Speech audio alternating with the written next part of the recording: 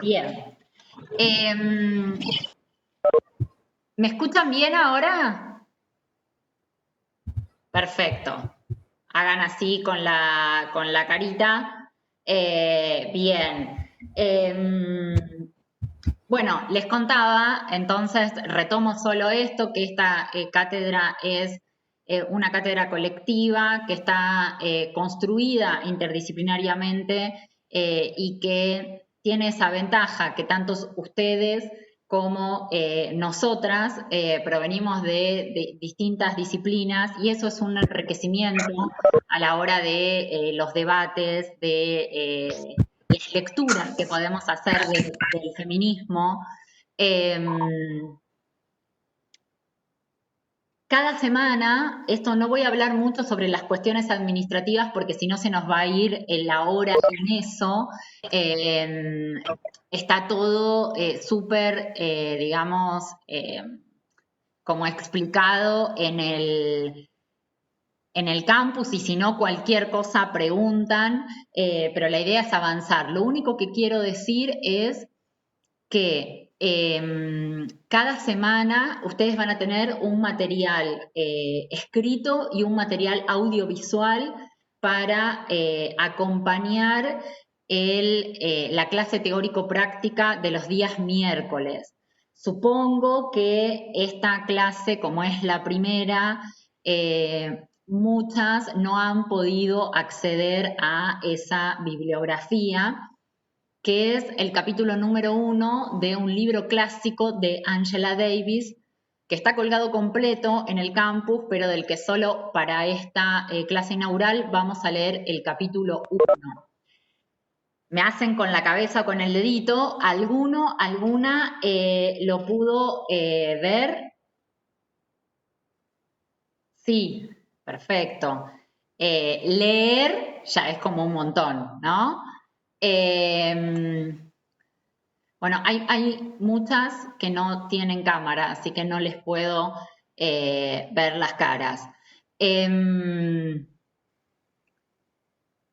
Además de ese material audiovisual, hay todas las semanas, perdón, de ese material por escrito, hay un material audiovisual, que en este caso es un documental sobre, se llama Libertad a Angela Davis y a todos los presos políticos, que está en la parte en el campus donde la pestaña dice cine feminista, cine debate feminista.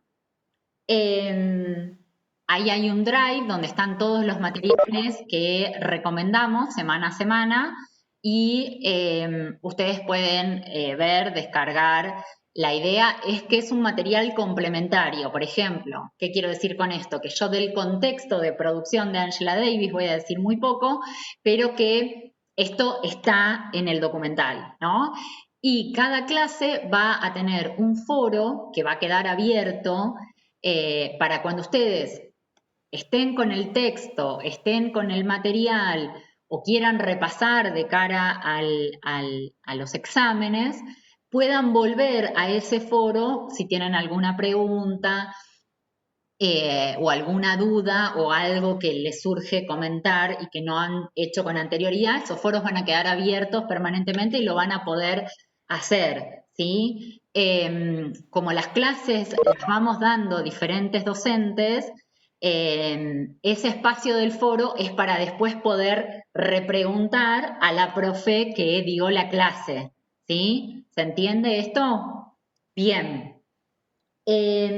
Como vieron en el programa, este año la cátedra le rinde un humilde homenaje a una feminista que falleció en este año tan particular, 2020, que se llama María Lugones.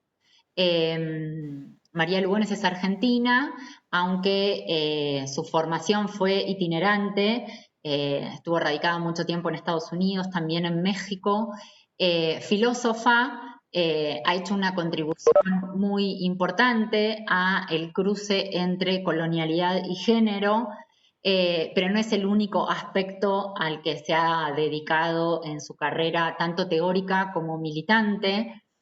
Y bueno, nuestra cátedra este año le rinde un homenaje a su memoria y la vamos a trabajar en nuestro último encuentro cuando nos dediquemos a pensar la interseccionalidad como categoría y, y bueno, nada, quería, si bien lo está en el programa, quería mencionarlo en esta primer clase.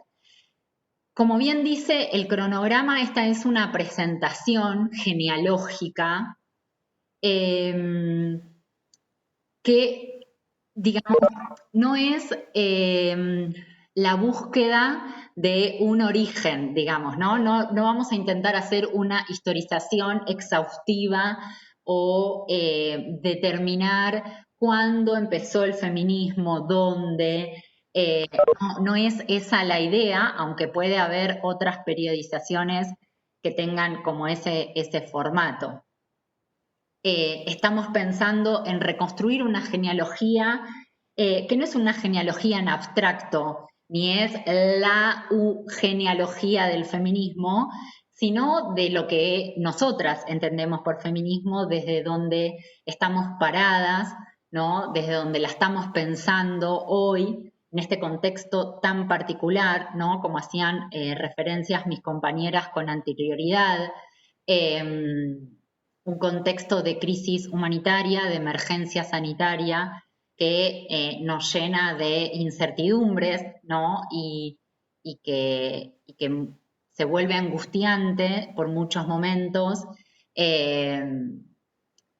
Y también desde un posicionamiento situado que no es geográfico, que también es ideológico, que es pensarnos desde los sures, ¿no? Desde la Via Yala. Entonces queríamos comenzar esta periodización desde este lugar particular. Yo para eso voy a compartir, para empezar desde este posicionamiento de qué significa, ¿no? Presentar una genealogía desde un lugar situado. Voy a mostrarles una foto, esto puede llegar a ser medio un quilombete, pero bueno, pongámosle voluntad. Y la idea es que después ustedes, lo más ordenadamente que nos salga, puedan ir levantando las manos, yo les habilito en los micrófonos y van describiendo esa imagen. La voy a dejar un ratito porque es una imagen medio, como les diría, como con trampa, no es fácil deducir lo que es. Entonces, espérenme un segundito. Estamos.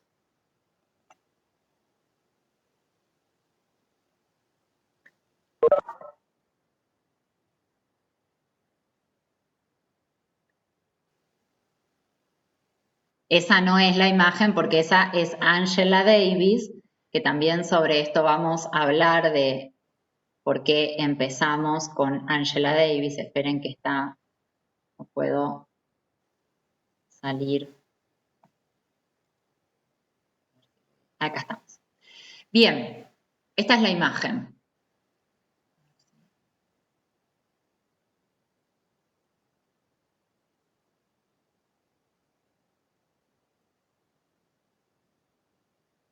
La pueden ver, no sé si ven el cuadradito. Ahí está.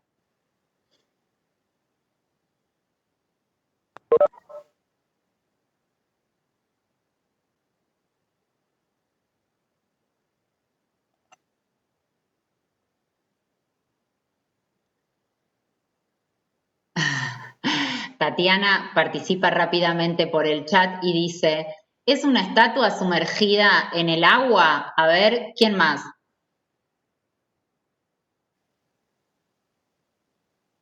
Tienen que hacer desvivirse por participar y que yo pueda verles en la...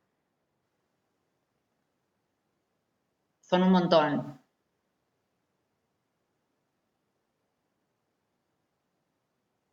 Sí, la de Colón, dice Caro en el chat. Si quieren, alguno puede, a ver si teclean el micrófono, si pueden hablar, si no yo.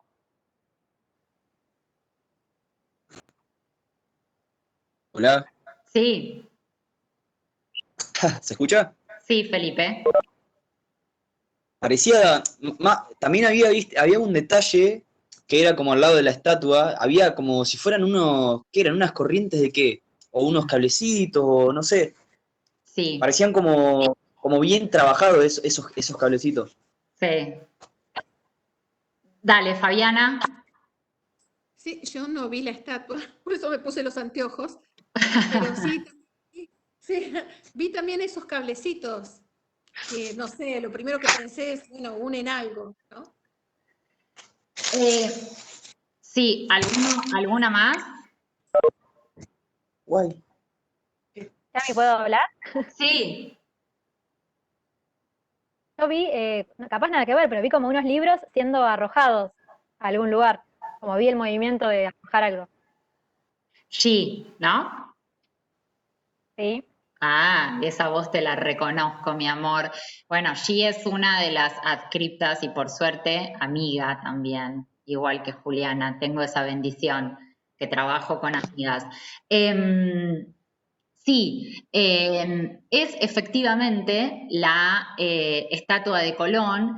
Esas cuerdas que ve Fabiana y Felipe son las que los manifestantes, digamos, ¿no? Enredaron a las estatuas para poder arrancarlas y trasladarlas y tirarlas al río.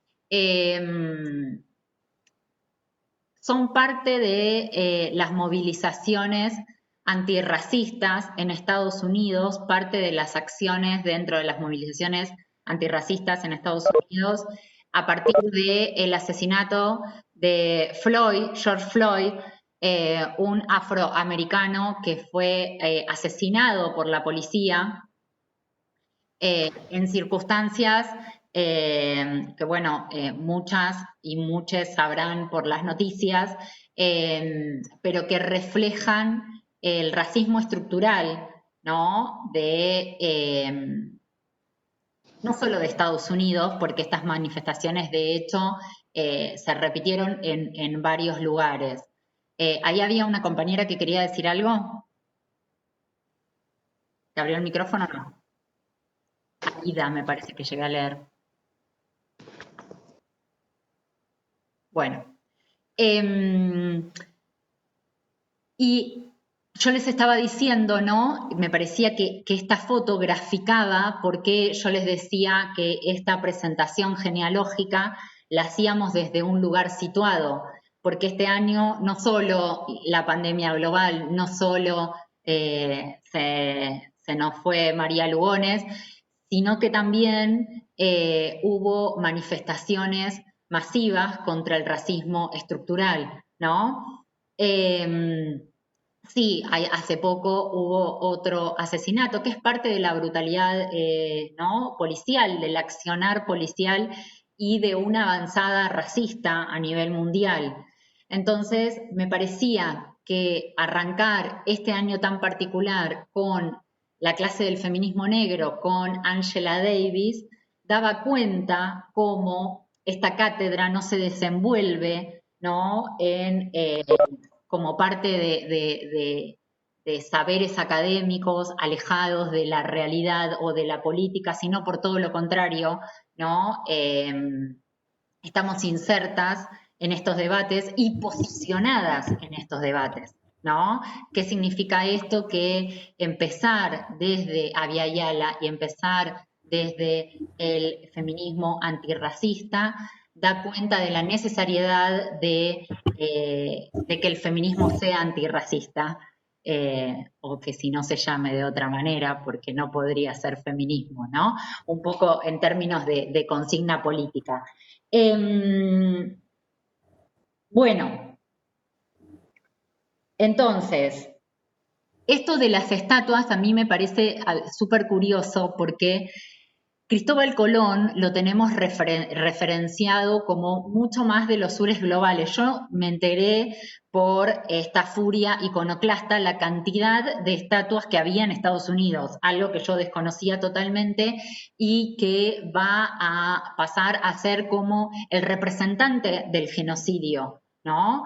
Y esta búsqueda de pensar la vinculación con ese pasado remoto con estas causas del racismo estructural en la actualidad. Es decir, no son estatuas, no son solo estatuas, héroes de cemento, monumentos, iconografías de los estados nacionales. Son el claro reflejo de un pasado no cancelado, de un colonialismo que no ha terminado su ciclo y que sigue gobernando nuestras vidas, nuestros cuerpos, y que sigue, digamos, direccionando cuáles son las vidas que merecen vivir y cuáles no, por fuera de la ley, pero habilitados por los estados, ¿no? Y muchas veces también habilitados por una mirada cómplice, ¿no? O condescendiente de la población. Entonces, siguiendo esta lógica, ¿no? Esta periodización que yo les voy a presentar hoy, que no es algo que está escrita, ¿no? No es que yo les puedo dar un artículo y ustedes pueden reconstruir esto que les estoy contando desde un texto, porque algo de lo cual el feminismo no ha estado exento es de esa mirada europeizante, ¿no? Conocemos mucho mejor las corrientes de feministas de los nortes globales que de nuestras feministas de la Via Yala o de la América Negra. Y esa es una carencia, ¿no? Y ojalá también sea una demanda que ustedes puedan suplir como futuros y futuras investigadoras. Como dice Silvia Rivera Cusicanqui, siempre que partimos de una investigación tenemos que empezar por nosotras mismas. Entonces, yo ahora, siguiendo las complicaciones de dar clases virtuales, les voy a proponer un ejercicio. Nos vamos a tomar un minuto para poder hacerlo porque entiendo que no es una pregunta sencilla, ¿no? Como que una tiene que hacer una reflexión, ir hacia su interior, habilitar esa memoria del largo plazo. Y la pregunta tiene que ver con ¿dónde encuentran ustedes su indianidad? Es decir, con qué imágenes, con qué olores, con qué texturas ustedes recuperan su relación con, o su percepción con la indianidad, con la negritud. Pueden adecuar la pregunta de acuerdo a su identidad autopercibida, pero la pregunta sería, si yo quiero recuperar esa India interior, ¿dónde está? ¿En qué parte de mi cuerpo está alojada? ¿Con qué recuerdos? ¿No? ¿Con qué la vinculo? Esa es la consigna para empezar la clase de hoy. Bien, espera. Ahí te silencio, Antonella. Esperame un segundito que te tengo que encontrar. Mientras tanto, el resto va pensando. Piqui, piqui. Ah, quizás te puedo buscar por acá.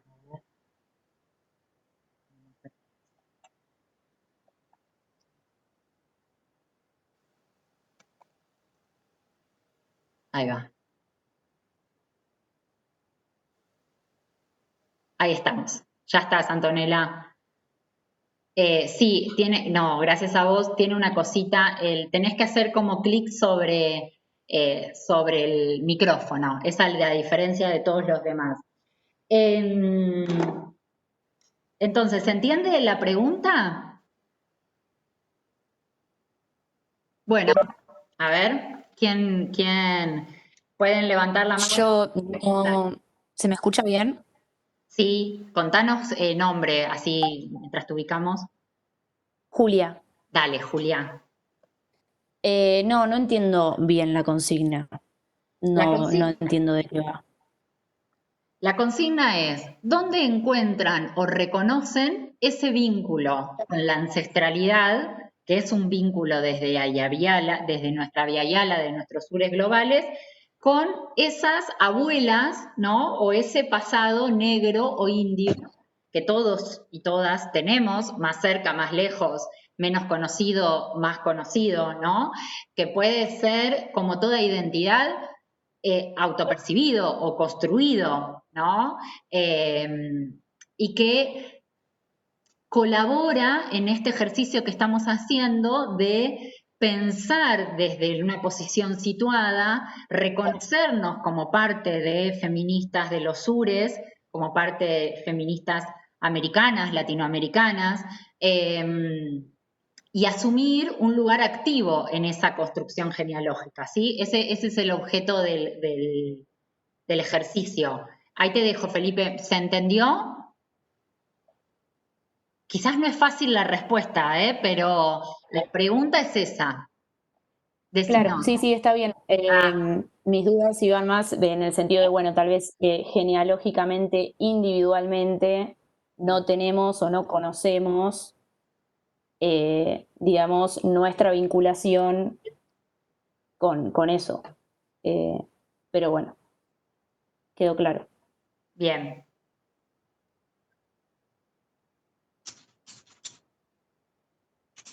Felipe. A mí me da la impresión de que esa actividad que proponés y ese reencuentro con la ancestralidad está muy relacionada con el acontecer, digamos. El acontecer en un sentido muy directo. Así como, por ejemplo, detenerse un instante a contemplar un árbol o estar no sé, en un pasaje de montaña, por ejemplo, y sentir el peso, la densidad del entorno y decir, por acá hace un montón de años pasaron cosas, ¿me entendés? Y hoy estamos inmersos en no sé, si se quiere, un ciclo de la técnica en el que todo eso se pierde y todo va muy, muy rápido y nada, ¿viste? Antes era tan sencillo como detenerse, cerrar los ojos y, no sé, contemplar, supongo. Hermoso, Felipe, gracias por compartir. ¿Algune más? Hola, ¿qué tal? Sí, Hola, Tatiana. Tatiana. Yo tengo mi bisabuela sería, creo, sí, que es aborigen y no sé bien qué, no sé si se dice aborigen, no sé cuál es la palabra para referirme a, pero bueno, pero se casó con no sé, con un extranjero, por eso mi color de piel, pero Eh, pero bueno, yo puedo ver algunas características de esa indianidad, puede ser, en la parte física. Ujú.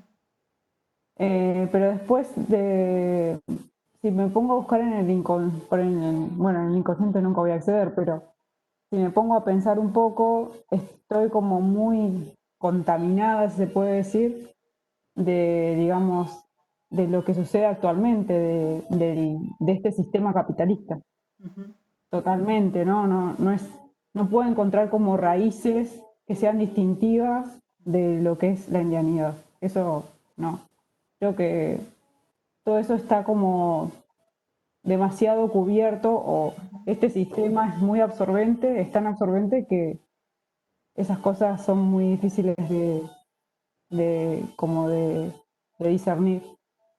Gracias, Sí, Tatiana. no, no. Va por ahí la idea. Ahí hay otra compañera que lo sumó en el chat que ustedes pueden leer. ¿Hay algune más?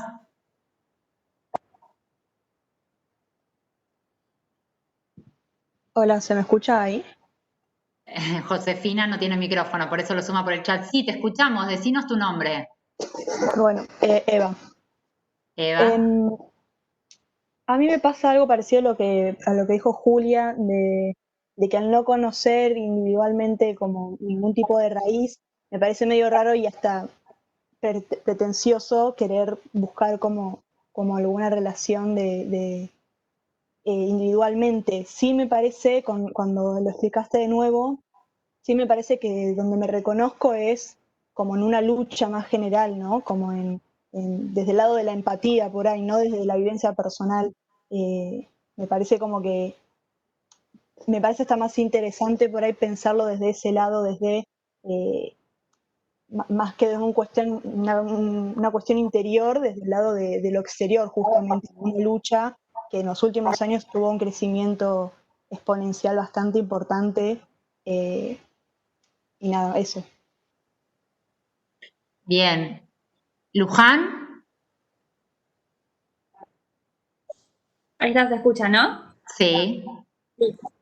A mí, el que estaba pensando recién, me pasa por la incógnita también, o por el no saber, aún sabiendo que sí tengo alguna raíz que tiene que ver con los pueblos nativos, no sé cuáles, pero por ejemplo de mis abuelos, mis dos abuelos varones, que son descendientes de italianos, hijos o nietos de italianos, sí conozco la genealogía como bastante claramente, de hecho es algo de lo que mi familia se jacta, como que siempre me la enseñaron y me dijeron, no, porque vos venís de tal lugar, o como toda esa idea. Y sé que mis abuelas, las dos abuelas mujeres, o sea, no sé si es la madre o el padre o quiénes que eran nativos de la provincia de Buenos Aires, de los pueblos que estuvieron en Buenos Aires, y de eso nunca me contaron nada, era como algo medio vergonzoso o que no se tenía que transmitir o como toda esa cuestión del olvido que hace un tiempo me lo vengo como preguntando, ¿no? Personalmente. Y por eso es que no, también me cuesta reconocer en mi propia identidad una raíz, pero sé que está y esa es como una molestia o una incógnita que no puedo responderme porque quedó como perdida. Y después la pienso también en relación al territorio, como si yo tengo que pensar en qué sentidos ser feminista de los sures o del sur o, o cómo me puedo pensar desde la Via Yala y todo eso, digo, claramente en las disputas territoriales que estamos viviendo y en los avatares que sufre el ecosistema hoy, ahí hay como algo que tiene que ver con darle la espalda, este sistema darle la espalda a todo lo que ha sucedido en nuestro territorio y sigue sucediendo. Yo vivo muy cerca de Pereira, donde hoy hay quemas en los humedales, que está pasando como todo en todo el país, pero en Hudson, que está cerca de donde vivo, se está construyendo barrios privados y hay quemas y hay incendios y se llena la ciudad de humo. Y como en todas esas cuestiones más políticas, territoriales, veo como una ligazón con la indianidad. Pero yo no puedo defenderme y respirar aire más puro, más digno, y hay gente que está perdiendo su casa y que está perdiendo su todo, y la naturaleza está sufriendo toda esa destrucción, y ahí digo, bueno, en ese sentido puedo pensar un feminismo de los sures como necesario para la construcción política. Gracias, Luján. Es un espacio para pensar, ¿no? Porque es más fácil que yo se los diga, que les diga que nosotros no conocemos nuestro pasado, porque hay una voluntad, ¿no? Porque ese pasado no no llegue a nuestro presente, ¿no? Y no sea parte de nuestra identidad, porque la historia fue la historia de los estados nacionales, porque la historia es una historia blanqueada, ¿no? Un poco como decía Luján, bueno, conozco muy bien los carnet que legitiman o acreditan mi privilegio blanco, pero respecto a la parte de mi indianidad es medio algo que se sabe, pero de lo que no se habla demasiado. Y esto que puede ser a nivel individual o familiar, también es parte de una construcción latinoamericana y de una pervivencia, ¿no? De formas de mirarnos en espejos, como pueden ser París, Estados Unidos, o las feministas y sus luchas, ¿no? Y sus consignas y sus horizontes de libertad, que no han sido las que han bancado los trapos en nuestros territorios, ¿no? Por decirlo de alguna manera. Ahí también había otra compañera que hacía esta búsqueda del origen, ¿no? Que no sé si tiene que ver, Eva decía un poco, bueno, al adentro del afuera, ¿no? O las cuestiones, yo digo interior en el sentido de que representa una búsqueda, ¿no? Es claramente un posicionamiento. Siempre que hablamos de identidad hay un posicionamiento que va mucho más allá de la genealogía familiar o biológica y que tiene que ver con qué luchas nos hermanamos, qué cuerpos reconocemos como nuestras hermanas dentro del feminismo, ¿no? Entonces, yo les decía que esta historia no está escrita, que este pasado no está cancelado, que hay que armarlo con retazos, ¿no? Con fragmentos, tejiendo, como hacían las tejedoras, ¿no? Es decir, apelando a otros archivos que no van a ser la de los documentos escritos. Pensemos, por ejemplo, ¿qué sabemos, ¿no? De las mujeres que habitaron nuestro territorio con anterioridad a la llegada de la conquista y colonización de América? Bueno, sabemos muy poco y lo que sabemos está sesgado por una arqueología y una antropología que es colonial y patriarcal. Entonces, que el resultado de esos análisis es necesario todavía pasarlos por el tamiz del feminismo para poder recuperar efectivamente las experiencias de lucha y de resistencia de esas mujeres y de esas comunidades, porque también una cosa que vamos a ver es la imbricación de esas mujeres y sus comunidades, ¿no? Que es difícil pensarlas por fuera de esas comunidades, ¿no? El continente es de color, dice Rita Segato. Nuestro continente es de color, aunque a nosotros nos cueste hablar sobre nuestras distintas tonalidades de marrones, aunque nosotros nos reconozcamos como blancos y solo cuando vamos al hemisferio norte y nos clasifican como sudacas o como no blancos, pese a nuestros carnet de abuelos que llegaron de los barcos, nos damos cuenta que la raza no tiene que ver con atributos biológicos ni físicos, ni es una definición estática. Como dice Marisol de la Cárdenas, si ustedes quieren hablar, me cortan, pero bueno, quiero decir algunas cosas como para entender por qué arranqué con esta foto, con esta pregunta, e intentar ir armándoles las piezas del rompecabezas. No hay un significado único para raza, ¿no? Es un concepto elástico que no solo tiene que ver con lo geográfico, sino también con la posición ideológica y de disputa, ¿sí? Y que en América Latina claramente eso está vinculado a un posicionamiento de clase, además, ¿no? Y por eso vemos que la tonalidad de los marrones se adensa más en ciertos paisajes, como las villas, como las favelas, como el paisaje carcelario, ¿no?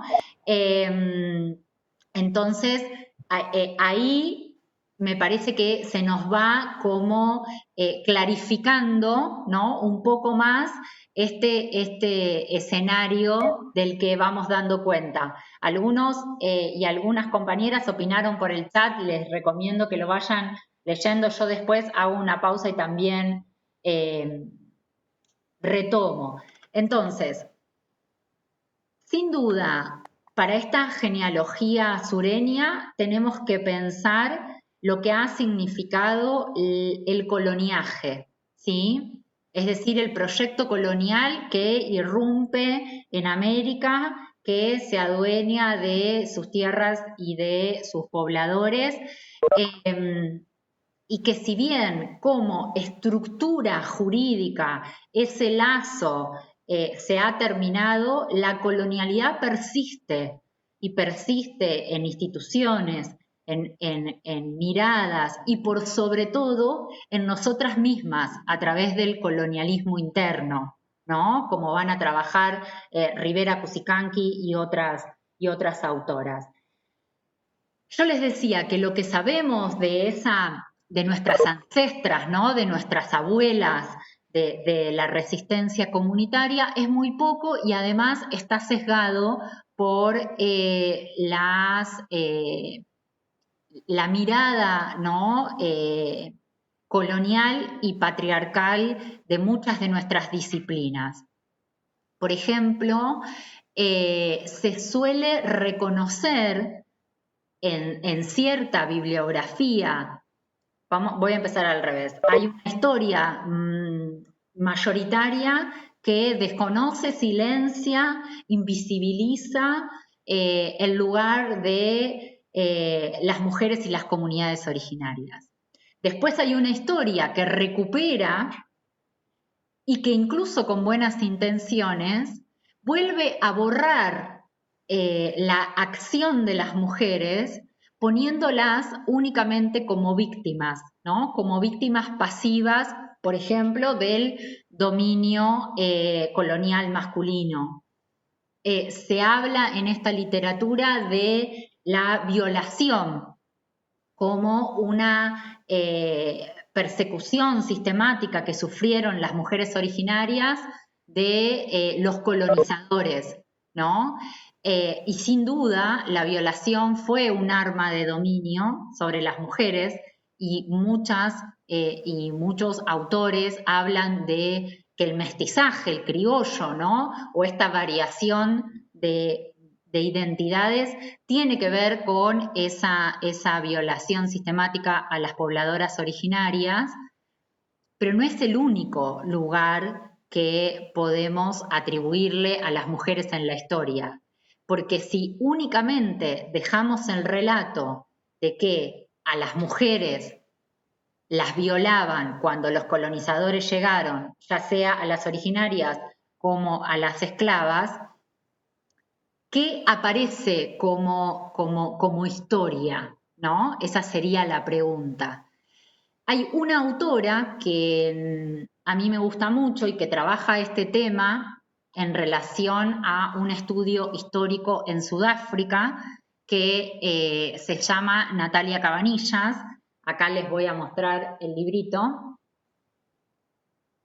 Y ella dice, por ejemplo, la experiencia de la violencia, ¿sí?, es una experiencia histórica. ¿Qué significa esto? Que para poder definirla no tengo que ir a patrones universales, la violencia es, sino que tengo que hacer una investigación histórica concreta para dar cuenta de qué características tiene esa violencia, que es lo que hace ella en el caso de Sudáfrica post-apartheid. Y dice, es un proceso generalizado, racializado, de clase y de generación, que es uno de los elementos que son un elemento de estatus diferenciado en África en general y en Sudáfrica en particular, la edad, ¿no? En otras comunidades es un factor de menor peso, pero sí en África. Entonces, ¿qué quiere decir que es generalizado? racializado, de clase. ¿Qué quiere decir todas estas especificidades? Que yo tengo que poder pensar la violencia y atravesarlo con una perspectiva de género, con una perspectiva de clase, con una perspectiva de edad, con una perspectiva de raza, ¿sí? Entonces, que tengo que poder dar cuenta de qué manera las mujeres originarias y esclavas sufrieron de manera específica y concreta, por ejemplo, la violencia colonial. Pero decir que las mujeres sufrieron en la medida en las que fueron violadas sistemáticamente, ¿no?, por el varón blanco colonizador occidental, etcétera, es pasar de la generización a la sexualización. Es decir, porque son mujeres, son violadas. Este mecanismo es un mecanismo que da cuenta también en el artículo que tenemos para leer de Angela Davis, cómo los lugares que las mujeres ocupamos, como el resto de las identidades, son lugares multidimensionales y que cualquier lectura que se haga simplificando ese lugar, ¿no?, ese lugar denso y complejo de participación subjetiva, de acción, es convertirlo más que en una historia en una estereotipación, ¿no?, en un estereotipo, que como dice Chimamanda Adichie, el problema con los estereotipos no es que no sean ciertos, es que son incompletos, ¿no? Nos lleva a hacernos una idea de las cosas que no son tal cual, ¿no?, sucedieron en la realidad. Entonces, quiero ver si ustedes comprenden lo que voy haciendo, ¿no?, como ejemplo. Si tienen alguna pregunta o duda, este es un momento en el que yo me tomo un respiro y les escucho. También voy a aprovechar a leer el chat, porque si no, no puedo hablar y leer al mismo tiempo.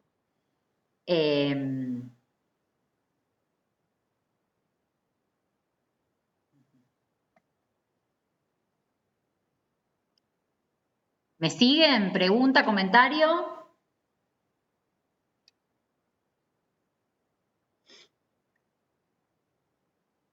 Bien.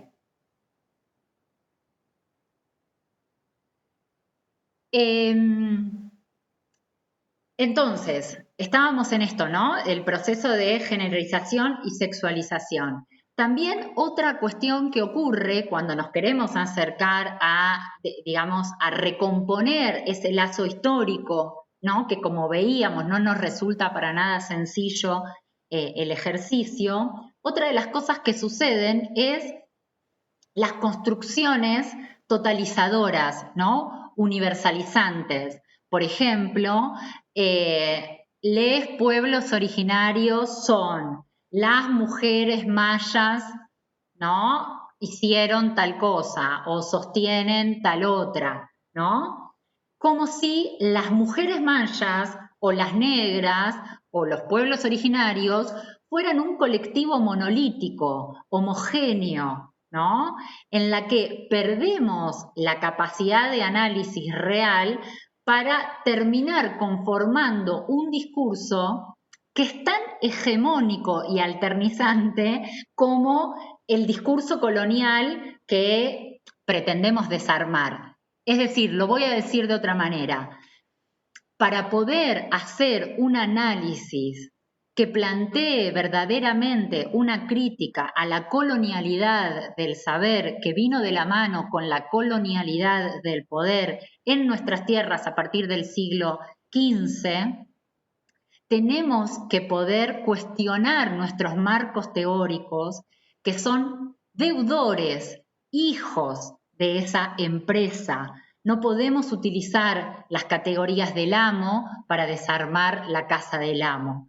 Tenemos que perfeccionar nuestro propio campo, ¿sí? Y ahí el feminismo, la teoría feminista y sus herramientas, su kit de herramientas, ¿no?, para la investigación, para la historia, para el análisis.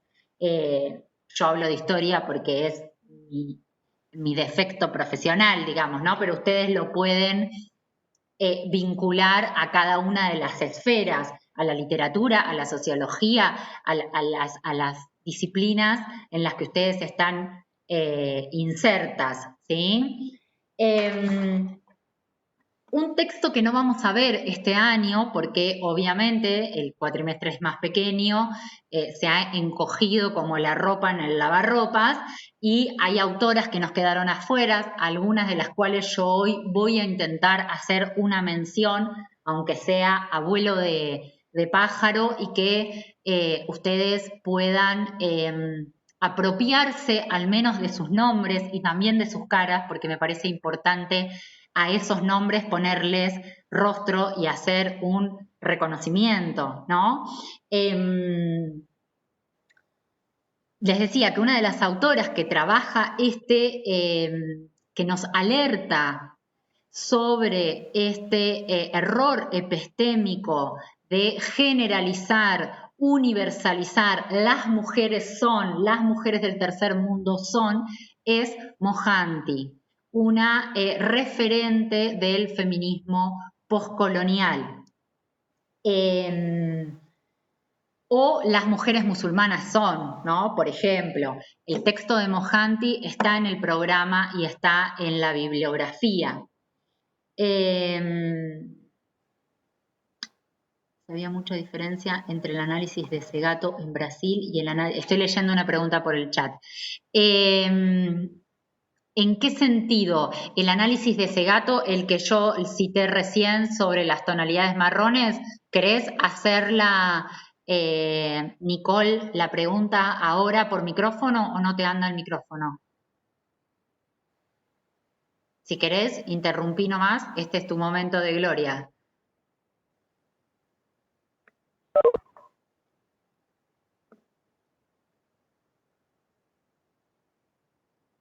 Nicole, no se escucha. A ver si te veo la carita por algún lado. Espera.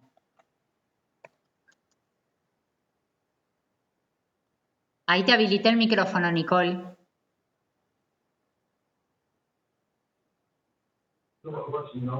Ahí te escuchamos.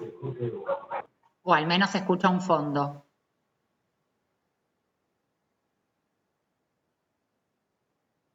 Bueno, está bien, no te hagas problema. Bueno, a ver si podés especificarla un poco mejor la pregunta en el chat.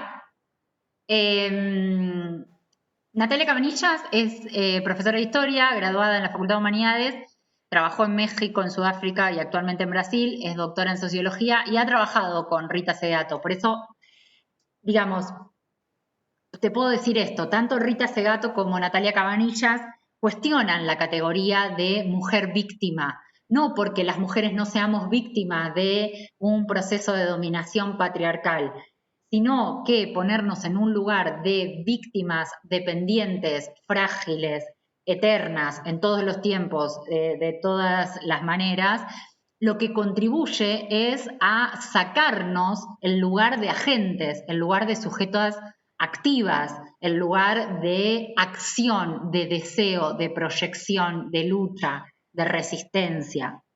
Aunque esa resistencia no sea la revolución y la toma del poder y la caída del patriarcado, ¿no? Porque a veces la resistencia no significa que vos ganás, transformás el sistema, o que es la resistencia que el feminismo de manual pretende, ¿no? Quizás para muchas mujeres musulmanas, quizás no, muchas lo manifiestan, usar el velo es un acto de resistencia, es un acto de resistencia al occidentalismo, es un acto de resistencia a la cultura consumista, patriarcal, capitalista y secular de los países del primer mundo, que lanzan guerras, ¿no? Y que matan gentíos completos, poblaciones completas, con el discurso de los derechos humanos y la lucha contra el velo, ¿no?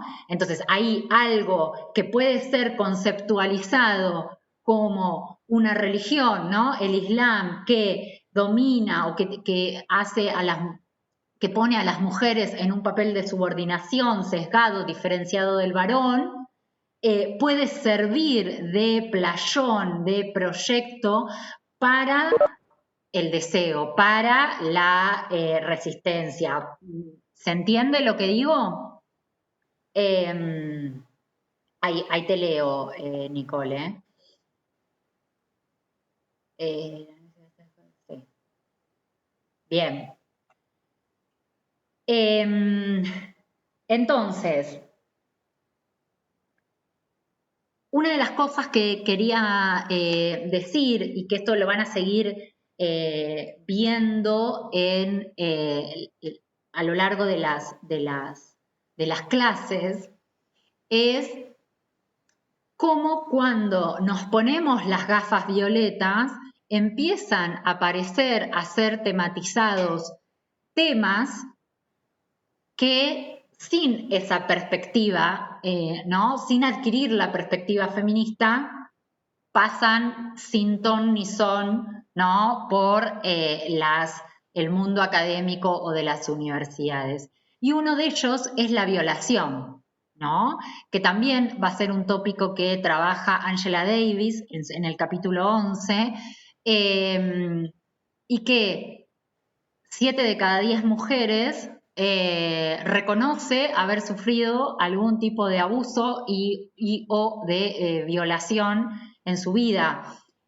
Muchas mujeres lo reconocen como un peligro potencial, es decir, si bien no sufrieron la experiencia en sus cuerpos de la violación, es algo a lo que temen vivir, ¿no? O que temen que les pase cuando salen a la calle,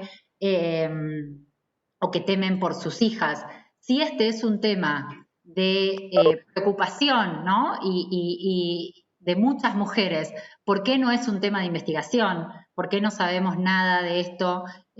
¿Por qué no hay estudios históricos, sociológicos, ¿no? De crítica literaria, de análisis de fuentes literarias, etcétera, etcétera, sobre este tema? Bueno, ahí es qué pasa cuando las mujeres llegamos, las disidencias, llegamos a los centros de investigación e imponemos nuestras propias agendas, o eso es lo que debería pasar. Entonces, ahora vuelvo a, quiero decir algunas cosas de Angela Davis, aunque ustedes van a ver mucho sobre ella en ese documental, que es autobiográfico, como ya les dije, y que explica bastante el contexto de la autobiografía y también el contexto de su obra. Angela Davis es filósofa. Quienes están acá de la carrera de filosofía, ¿alguna vez la leyeron? Me pueden hacer por las cabezas, poner por el chat.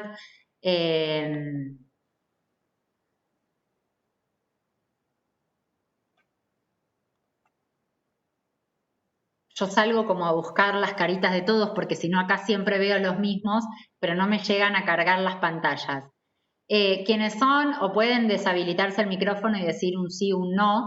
Entonces, de filosofía, la pregunta es si la leyeron, si la conocían a Angela Davis, si es su primer... No. Sí, la carrera. Sí. Felipe. No, que no tengo registro de haberla leído alguna vez. Bien.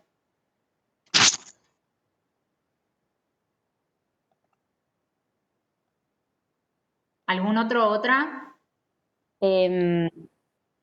Acá Lali y yo contestamos en el chat que tampoco. Ambas la leímos, pero no en la carrera.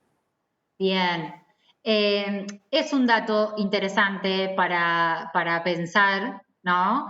Porque no leemos a Simone de Beauvoir, a Hannah Arendt, a Angela Davis, a Judith Butler como filósofas y solo las leemos como feministas, o cuando hacemos algún análisis específico, ¿no? Sobre la temática, porque eso también da cuenta del androcentrismo, ¿no? De esa mirada patriarcal y que privilegia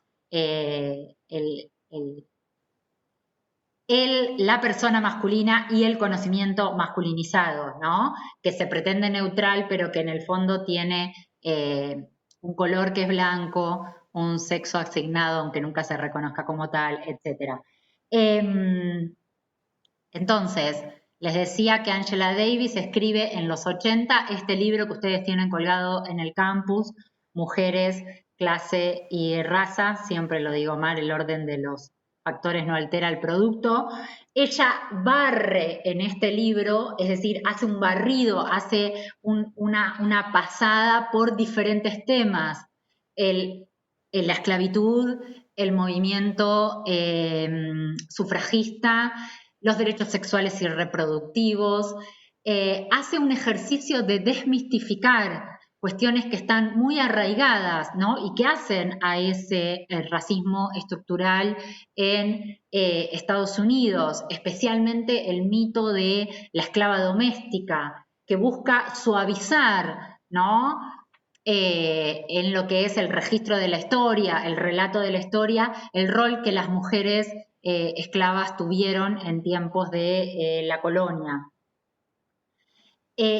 Y muy tempranamente, es decir, mucho antes que el grupo de modernidad de Quijano y compañía, que hoy son tan famosos, lo que hace Angela Davis es interpelar a esas categorías del marxismo que pensaban a los sujetos atravesados por categorías, pero de una manera estanca, y las cruza, es decir, muestra qué pasa cuando yo tomo la clase, el género y la raza y genero un entrecruzamiento.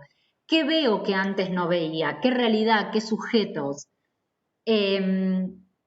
Angela Davis lo que demuestra en este libro es que el racismo es constitutivo del sexismo. Es decir, que como feministas nosotras no nos oponemos al racismo por solidaridad, ¿no? Con las otras, las mujeres negras, a las que sufren, digamos, ¿no? La violencia y la dominación estructural del racismo, sino que lo hacemos porque el racismo es parte del patriarcado, ¿no? Es una parte constitutiva. A esto vamos a volver también cuando veamos la clase de María Lugones, ¿sí? Al final de la cursada, cuando ustedes ya estén totalmente imbuidas de un montón de otras de categorías y corrientes teóricas de los feminismos. Entonces, en este ejercicio de desmistificar, hoy Melanie traía, no, Melanie no, Nicole traía a Rita Segato. Lo que hace Angela Davis para el norte de América, lo hace Rita Segato para Brasil, desmistificar, por ejemplo, el lugar de la ama de leche o de la niñera o de la madre negra, ¿no? Que también aparece suavizado en el relato cuando en realidad la vivencia de esas mujeres no es de ningún modo como ese mito, ¿no? Las presenta. Ni en el caso de la esclava doméstica y la cabaña del tío Tom, ni en el caso de las nanas de leche de Brasil. Un dato duro, pero que quizás nos ayuda para pensar, más de 11 millones de esclaves vinieron de África en el periodo colonial a estos territorios, ¿no? Obviamente que muchos más a Brasil o a Estados Unidos que América del Sur o mucho más en las islas del Caribe por el tipo de plantación, ¿no? Y por el tipo de unidad productiva que se privilegió en el saqueo.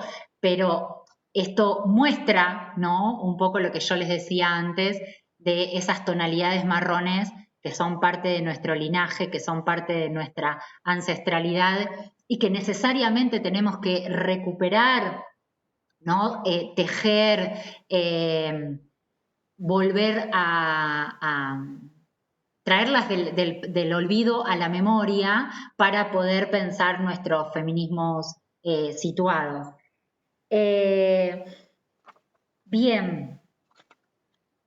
En el capítulo que teníamos para leer de Angela Davis, lo que ella va a plantear es el papel multidimensional de las esclavas, ¿no?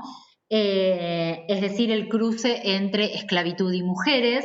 Les recomiendo que lo lean particularmente y que preguntas, dudas, comentarios, etcétera, lo puedan volcar al foro, que va a ser el espacio de intercambio que van a mantener conmigo y con este tema, ¿sí? Bueno, ahí algunos, Julia y Tatiana sumaban que no habían visto, y Melanie, que no habían leído a Angela Davis en la carrera. Voy a ir nuevamente a compartir pantalla porque les decía que le estoy metiendo pata porque es largo sostener un Zoom. Nosotras intentamos hacer una cursada simplificada y del mundo de lo posible, pero bueno, conmigo se van a ver hoy y la última clase, entonces me parecía que estaba bueno que pudiéramos aprovechar este encuentro lo máximo posible. Y bueno, yo les decía que quisiera que conocieran, que le pusieran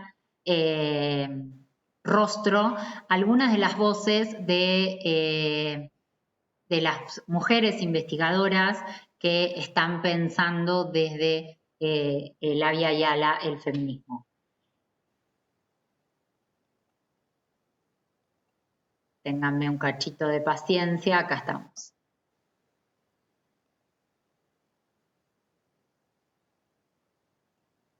Ahí teníamos, bueno, la foto que habíamos visto hoy de Colón en el agua. Acá también hubo una polémica con Cristóbal Colón, pero no terminó en el Río de la Plata, terminó en su propia plazoleta. ¿La recuerdan? Cuando la imagen de la estatua de Cristóbal Colón estaba atrás de la Casa de Gobierno y se decidió sacar y poner una de Juana Zurduy que duró lo que un pedo en una canasta, la nada misma, porque fue en el último periodo de Cristina Fernández, la regaló el gobierno de Bolivia de Evo Morales, y la hizo un artista argentino, Invernizzi, que junto a Osvaldo Bayer peleaban por sacar nuestro genocida local,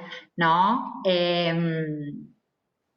Que es Julio Roca, y poner ahí la imagen de una mujer originaria. Bueno, nunca lo lograron, y Juana Zurduy está en la puerta del CCK, pero no atrás de Casa de Gobierno. En donde, bueno, no estuvo Colón y no estuvo más nadie, digamos, ¿no? Se resolvió eso, pero me parecía que no se trata de estatuofobia, ¿no? Sino de reescribir y discutir la historia, el legado histórico, sus próceres, ¿no? El panteón de héroes nacionales, que bueno, que son blancos, heterosexuales, varones, etc. Bien, a ver si les puedo poner acá presentación desde el inicio, no.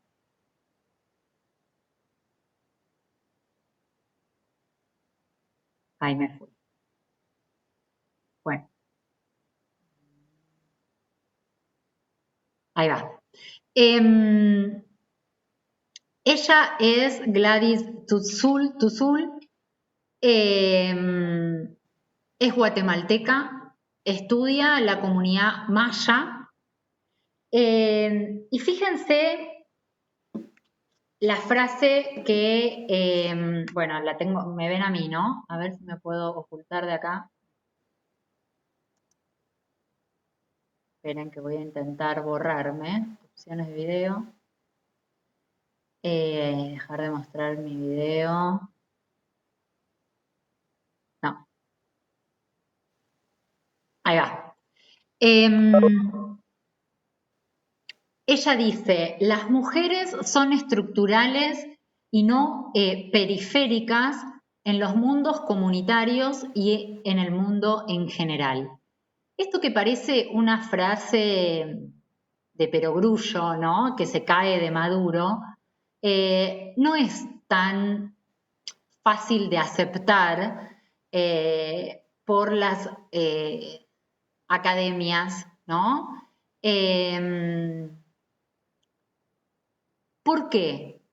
Porque en general, cuando se hablan de los mundos comunitarios, no se da ese proceso de interseccionalización, es decir, no se ponen en juego todas las categorías para dar cuenta del papel diferenciado que cada sujeto cumple al interior de las comunidades.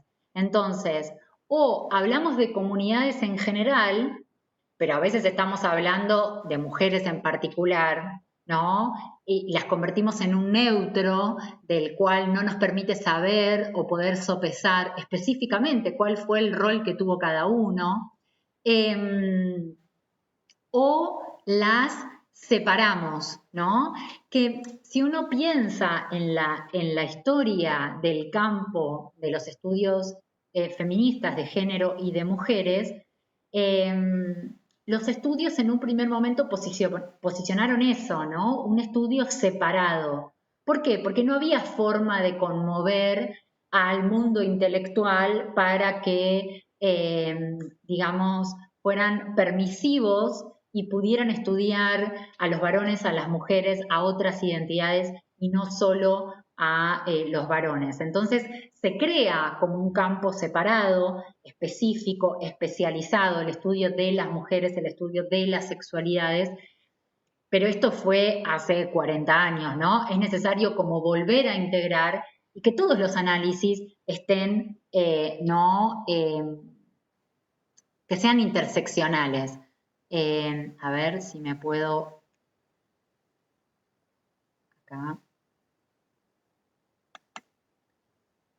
Bueno, Gladys plantea en un reportaje que le hicieron hace poco, dice algo que también es muy interesante, ¿no? Cómo investigadores o periodistas hoy plantean la importancia del rol de las mujeres en los mundos comunitarios, en las resistencias al extractivismo, al agronegocio, al avance sojero sobre sus territorios. Y ella dice, bueno, esto es un asombro del periodismo, de los investigadores que recién se enteran, digamos, y que están estudiando esto, pero en realidad las mujeres estamos ahí y siempre estuvimos ahí, ¿no? La frase de ella dice textual, las comunidades se mantuvieron siempre a través de las mujeres, ¿no? Comadronas, dadoras de vida, tejedoras que plasman en tejidos el relato sobre el cosmos, las matemáticas, la organización de la vida, que no son meros atuendos o prendas para abrigarnos, ¿no? Ropa o adornos que la turista blanca puede comprar en el mercado para llevarse de souvenir, sino que tiene que ver con otra cuestión, ¿no? Que son tejidos, porque son textos, ¿no? Donde se guarda la historia de esos pueblos y las tejedoras tienen un lugar muy particular, tanto en la cultura andina como en la cultura centroamericana, que es muy interesante para esta historización, ¿no? Y para esta nueva arqueología que las feministas tenemos que hacer desde el sur. Son nuestras madres y no el Estado quienes nos sostienen, dice Gladys, ¿no? Quienes nos alimentan a pesar de las crisis. Ella tiene un concepto que es el de voluntad de vida para dar cuenta de la capacidad de resistencia de las mujeres. Un concepto voluntad de vida, después, si a ustedes les interesan, lo pueden la pueden seguir investigando. Es una hija teórica de Silvia Federici. Y trabaja en territorios en Guatemala donde antes se cometió el genocidio guatemalteco y donde hoy el genocidio está en manos del extractivismo, ¿no? Que mata a las lideresas como a Berta Cáceres, que asesina a sus hijos, que les amenaza y que también me parece como un dato muy interesante de reconocer. Por último, de decir que ella habla de la pluralidad de las mujeres, de la necesidad de reconocernos como plurales, como diferentes, con diferentes horizontes de emancipación. Esto quiere decir, la liberación no es una sola, ¿no? Bien. A ver si pasamos a la siguiente. Esperen que está como lento el campus, no me permite. Todos los movimientos que hago.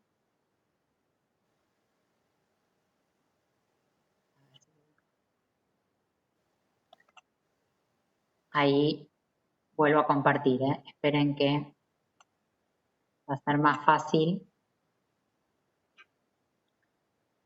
A ver, ¿puedo hacer acá?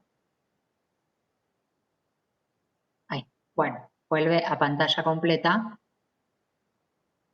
Pero no me deja pasar a la siguiente. Esperen, ¿eh?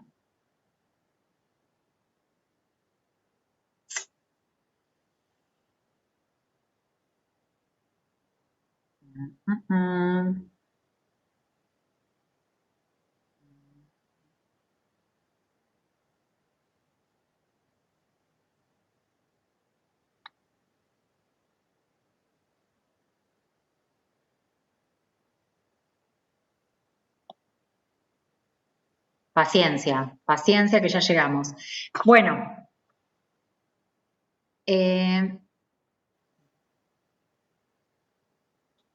ahí va, ahora sí.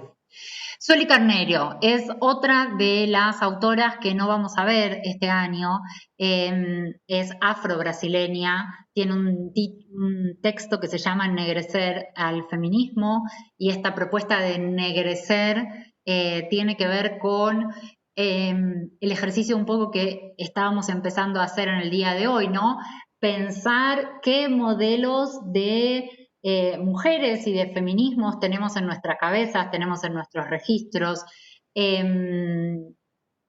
cómo las mujeres negras nunca fueron consideradas mujeres ni frágiles como las mujeres burguesas de los albores de la Revolución Francesa Industrial Europea. Y entonces, si nosotras salimos a recuperar esta historia nuestra, esta historia propia, vamos a contar con otras referencias, ¿no? Y otras referentes y otros modelos de mujeres fuertes, resilientes, que son las mujeres negras, las mujeres comunitarias, etc. En esta frase que yo les elegí, dice: la oposición de las mujeres negras contra la opresión de género y raza viene diseñando nuevos contornos para la acción política feminista y antirracista, enriqueciendo tanto la discusión racial como la de género. Es decir, busca valorizar el aporte de las feministas negras tanto en el fuero antirracista como en el de los estudios de género. El feminismo negro nace de esa intersección, ¿no? El feminismo negro nace por el racismo que había dentro del feminismo y por el sexismo que había dentro de los movimientos identitarios negros, ¿no? Entonces, las mujeres negras quedan afuera de los dos espacios y construyen su propio espacio de enunciación, ¿no? Ella es Mohanty, la autora que yo les mencionaba con anterioridad, que habla de la importancia de mantener nuestro alerta epistémico respecto del uso de las categorías, porque el uso de nuestras categorías tiene que ver con los marcos teóricos y muchas veces terminamos generando una relación de alteridad con esas otras mujeres, ¿no? Con las mujeres musulmanas, con las mujeres del tercer mundo, con las mujeres aborígenes, a las que tratamos como un objeto monolítico, más dependiente del varón o más patriarcales por aspectos religiosos, raciales o étnicos, etcétera, que son supuestos, ¿no? Y que es parte de la colonialidad del saber y del poder, que ella desarma en un artículo que se llama Bajo los ojos de Occidente, en realidad son dos, está en un libro que se llama Descolonizando el feminismo, colgado en el campus también, y ustedes lo pueden chequear.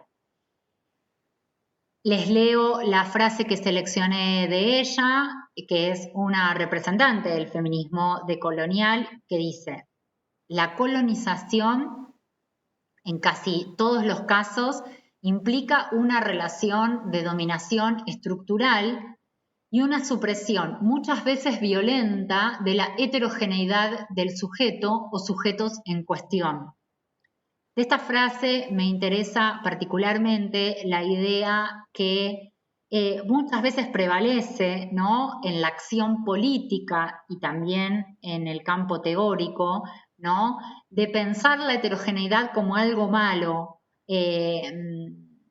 ya sea en el modelo liberal democrático o en el reformista, el progresista o incluso en el de izquierda, ¿no?, en el del que muchas veces se plantea como algo que divide aguas, ¿no?, o algo que genera, ¿cómo les puedo decir? Eso, ¿no? Como una debilidad, como algo negativo, como un problema, cuando en realidad esa diversidad que está en la naturaleza, que está en las mujeres y que nos constituye a todos, ¿no?, y a todas y a todes, es parte de nosotras y no es más que una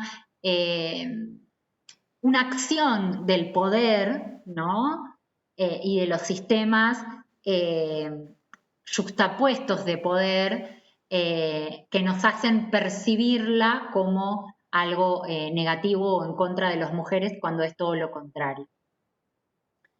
Y por último, Aura Cumes, también guatemalteca, trabaja sobre mujeres indígenas. Tanto Aura Cumes como Gladys tienen trayectorias académicas impresionantes, ¿no? Vuelve Aura Cumes sobre esto que yo les decía, ¿no?, las aristas, las distintas aristas de las mujeres indígenas, la necesidad de pensar el sistema colonial en Latinoamérica, ¿no?, porque si no, no podemos explicar la colonización ni la opresión patriarcal, perdón.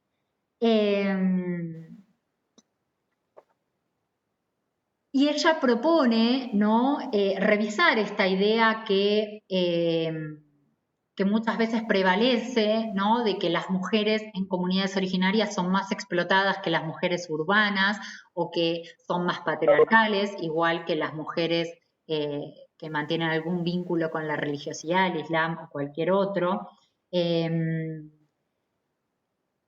Pensar, discutir con el feminismo blanco, son todas muy críticas, ¿no?, de cómo cierta idea, ella propone desneoliberalizar el género, ¿no?, como también el feminismo, que es súper radical, ¿no?, y que va a tener todo un proceso en el que va a ir ganando disputas y territorios en el marco de los derechos, en el marco de la universidad, etcétera, también va a ser capitalizado por, en algunos aspectos, ¿no? Por los sistemas, el poder hegemónico, por decirlo de alguna manera, ¿no?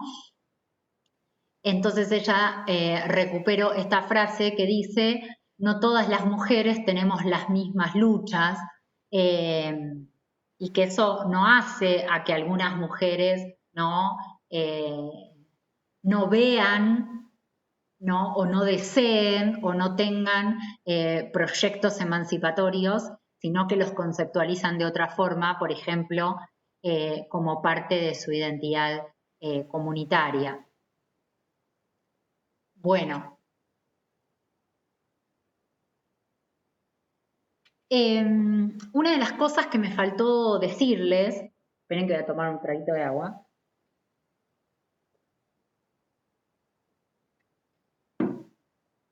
Y que un poco Felipe lo decía cuando hacíamos este ejercicio de la pregunta al principio, en relación a la naturaleza, ¿no?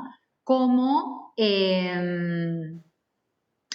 la naturaleza también es conceptualizada como femenina y esa feminización, ¿no?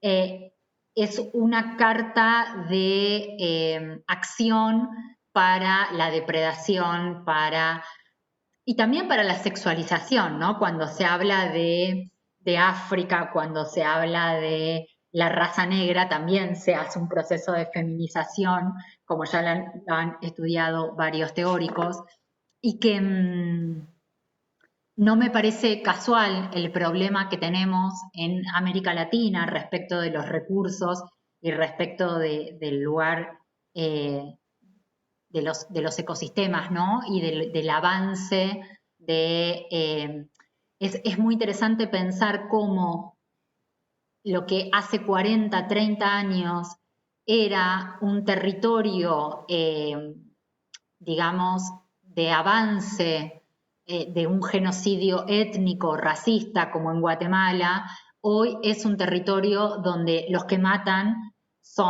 es el agronegocio, ¿no? O es el extractivismo. Porque ahí cambia la reformulación de la política, las que resisten siguen siendo las mismas, y la violencia también sigue sucediendo, ¿no? Entonces me parece que eso es un dato interesante para el análisis, para pensar. Bueno, un punto. Preguntas, comentarios. Ahora sí, ábrense los micrófonos, así de una manera lo más ordenadamente que puedan. Yo me estoy chequeando mis notas a ver cuántas cosas me olvidé de decir, que deben ser muchas.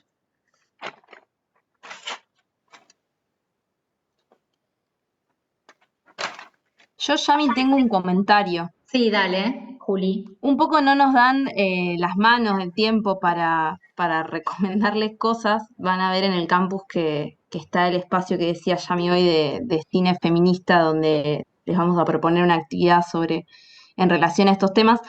Pero mientras te escuchaba, Yami, pensaba en una entrevista que le hizo Ana Cacopardo a Adriana Guzmán en un ciclo que se llama Historias de Vidas, que está disponible en YouTube. Es del canal Encuentro. Adriana Guzmán es una militante feminista de la Via Yala boliviana, y la entrevista es muy reciente y habla de la resistencia de las mujeres en comunidad al golpe de Estado en Bolivia, y hace un cruce muy interesante con respecto a su reconocimiento como feminista lesbiana, comunitaria, al interior de un movimiento amplio comunitario de mujeres, y en particular en relación al racismo estructural de Bolivia, el, entre comillas, impas o paréntesis del gobierno de Evo, y ahora nuevamente la avanzada racista, colonial y patriarcal sobre ese movimiento. Me parece que, o sea, no es para nuevamente cargarlo de más videos para mirar, ya hay en el campus, pero si quieren, si les interesa, es una entrevista que está buenísima y todo el ciclo en realidad está muy bueno. También entrevista a Silvia Rivera Cusicanqui, nada, eso. Ahí Joana te pide que repitas el nombre del video. En ese mismo ciclo que dice Juli, hay una entrevista a una campesina del Mocase de Santiago del Estero, en el que ella dice, nosotras somos las guardianas de la semilla. Y a mí es hacer arqueología desde el presente, ¿no? Es como pensar desde lo que nos quedó, desde lo que tenemos, e intentar de proyectarlo para atrás. En parte podríamos decir que es un ejercicio antihistórico, pero permítanme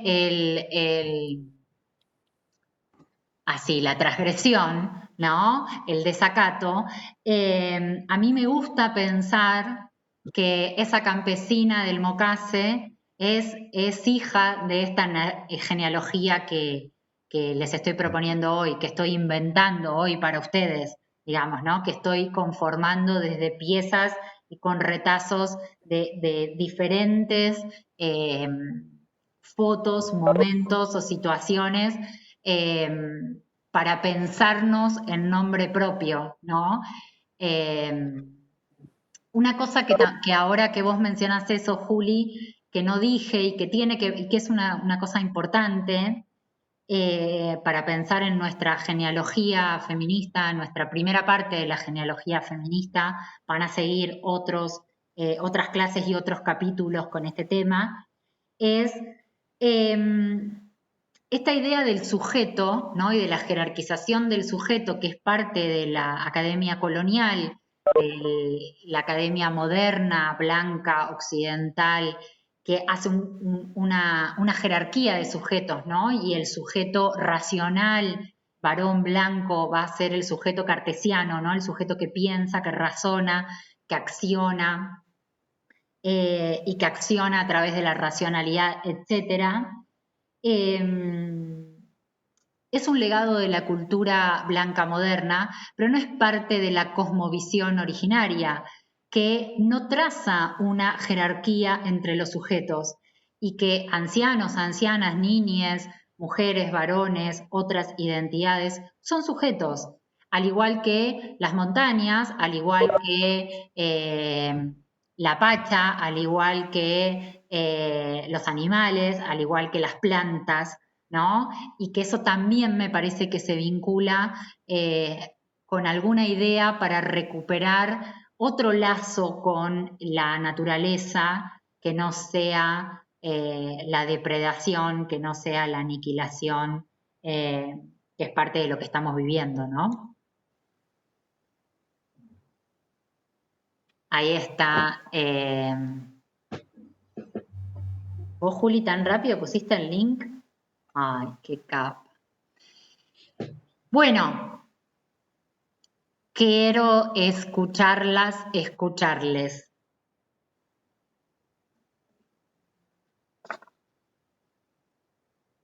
Sí, Fabiana. Sí, yo quería aportar, ya que hablaban de estos documentales de Caco Pardo, que yo los he visto que son muy interesantes, porque estuve cursando una materia también que tenía que ver con la tierra y con los movimientos por la tierra y los movimientos de campesinos, de indígenas, y bueno, yo me fui dedicando más a las mujeres y a los movimientos de las mujeres, y ahora el trabajo final estoy haciendo toda una investigación sobre el movimiento de las mujeres paraguayas, con Amuri creo que se llama, que también es muy interesante, que ellas luchan, bueno, contra el agronegocio, contra la intoxicación con los productos que se utilizan para la soja, y bueno, y que fueron despojadas, ¿no? de la tierra también, pero es muy interesante cómo todas son mujeres, ¿no? Las que cultivan, la mayoría son mujeres solas, ¿no? Sí. Bueno, recientemente se hizo una encuesta que estoy viendo que debe haber un micrófono abierto, que es el que hace ese ruidito, pero bueno, son una banda y no puedo ver a todos y a todas, y bueno, me queda el micrófono del ruidito dando vuelta. Bueno, ahora con todo esto me olvidé que... ¿Qué era lo que iba a decir? De la encuesta.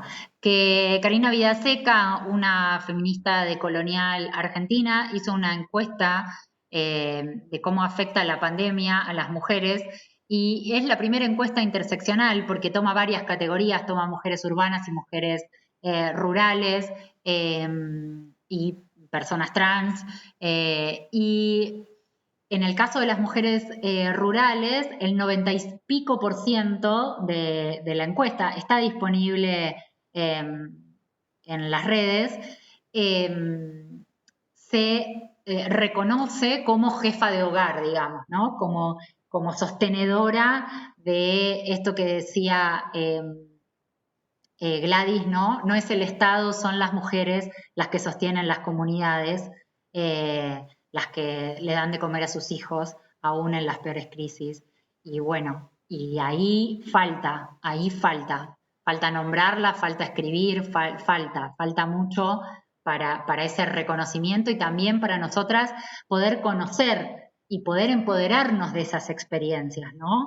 Poder hacer que esas experiencias también sean nuestras. Muchas veces los espejos en los que nos miramos son los que son más fáciles de ver, los que las compañeras feministas que seguimos en el Instagram, ¿no? O en el Facebook, o las que tienen lugar en los medios de comunicación. Pero si nos reconocemos diversas y plurales, bueno, hay que ir atrás de todas esas historias, porque yo creo que es algo que de lo que salimos ganando, ¿no? Cuando conocemos nuestras ancestras, cuando conocemos la historia de las feministas locales, que bueno, ya irán viendo en las clases subsiguientes, ¿no? Esto es solo un pantallazo ultra introductorio y panorámico de la primer genealogía o de la primer línea del feminismo que queríamos traer, ¿no? Que es el antirracismo, que es la indianidad como reconocimiento de nuestro linaje. ¿Algún otro comentario? ¿Duda? ¿Pregunta?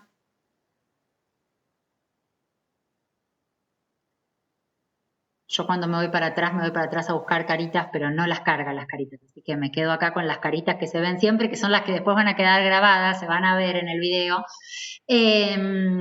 Estas clases quedan colgadas, si no nos falla la tecnología, y ustedes pueden volver sobre ella si la necesitan o para las compañeros que no se hayan podido sumar en el horario. Lo mismo va a pasar con todas las subsiguientes encuentros. Si no tienen ninguna duda, comentario, me parece que está bueno llegar hasta acá. Estamos Perdón. Sí. Yo quería comentar una cosita. Sí, Cata. Rápida igual, que era un poco en torno a algo que habías comentado igual, que era de cómo muchas veces solamente se leen autoras mujeres o investigadoras cuando se habla específicamente de género y que bueno, eso es un garrón porque es como que terminan únicamente destinadas a ese tema, a esa temática y la única posibilidad de visibilizarse dentro de la academia es, bueno, en este sentido, en cuando tratan temas relacionados con el género y que si bien, bueno, en mi caso particular yo soy ingresante y recién empecé en mi carrera, lo que noté es que en la mayoría de las materias, las pocas veces que leíamos autoras mujeres eran en temáticas de género y como que quedaba solo excluido a eso, y que entonces como estudiantes está bueno como empezar a reclamar, siempre en buenas formas, el tema de que se empiecen a incluir en los programas más diversidad de autores, e incluso también que dentro de los autores que leemos que no sean siempre blancos o europeos, y que también se le dé más importancia a lo local, a la mujer, como productoras del conocimiento. Sí, además no te jerarquiza lo mismo decir que, no sé, Judith Butler es una de las referentes a nivel internacional, ¿no? Más citadas, más reconocidas de este momento. Sin embargo, la ves en disputar el género, ¿no? La ves en términos específicos, pero ella es filósofa, no es otra cosa. Y no es lo mismo hacer una introducción a la filosofía, que te presenten a todos los filósofos y ahí ver a las mujeres, ¿no? A Simone de Beauvoir, a Hannah Arendt, a las que fueren, digamos, ¿no? Que verlas en la materia, porque además ustedes están cursando esta materia voluntariamente, ¿no? No es que todas nuestras materias están atravesadas por estas perspectivas y cuando hablamos de literatura, ¿no? Pasa lo mismo, el canon es masculino, el canon es occidental, es blanco, es europeo, es heterosexual, y eso hace a que nuestros conocimientos sean limitados. No es por una cuestión de cupo, es una cuestión de, un poco decía Juan hoy, ¿no? De justicia, de reconocimiento, pero por sobre todo, de que nosotras ignoramos aportes valiosos que hacen a nuestra formación de una manera central y que las ignoramos por una misoginia patriarcal, por un androcentrismo académico que se mira a sí mismo una y otra vez, que siguen citando a Aristóteles, a Comte, a Marx, ¿no? El panteón de varones, los padres de la historia, los padres de la filosofía, los padres de la sociología. Bueno, es necesario un parricidio para que aparezcan ahí otras voces, otros conocimientos que hacen a nuestra formación y que hoy nos lo adeudan. Nos lo adeudan porque por una mirada sesgada, ¿no? Muchas veces la mirada sesgada pareciera la nuestra, las feministas, las radicalizadas, ¿no? Las que quieren meterte mujeres, género en todos lados, cuando en realidad ese tinte, esa bañada de neutralidad es falsa, ¿no? Los sesgados son quienes solo se leen a sí mismos. Bueno, hermoso esto para terminar, me entro a enojar. ¿Alguien más? ¿Algún comentario? Bueno, volvemos sobre el texto más específicamente de Angela Davis, así yo no se los expoliaba y ustedes lo podían leer por sus propios ojos. Críticas, comentarios, dudas y demás, en el foro de la clase 1, yo ya lo habilité, van a poder participar en el espacio audiovisual también con Juli y G, las compañeras que están adscriptas a la cátedra, y la clase que viene, creo que viene María Marta, pero ya no me acuerdo, lo tienen en el cronograma, van a tener otra clase divina el día miércoles, y nosotras conmigo nos vemos así a través de este sistemita hacia el final en el homenaje y última clase sobre interseccionalidad y María Lugones. Que tengan una excelente cursada, nos estaremos leyendo igual por el campus, también voy a corregir sus trabajos. Apelamos a que el conocimiento se construye colectivamente, así que esperamos que puedan formar sus grupos y que puedan aprovechar lo máximo posible, dadas las circunstancias horrorosas que nos van a atravesar, esta cursada y esta materia, que es una excepción, que es un inicio, pero que no nos conforma y queremos más. Chau, gracias por haberme acompañado. Que estén bien. Chau. Chao, gracias.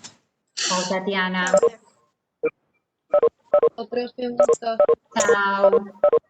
Voy a dejar de grabar. ¿Verdad?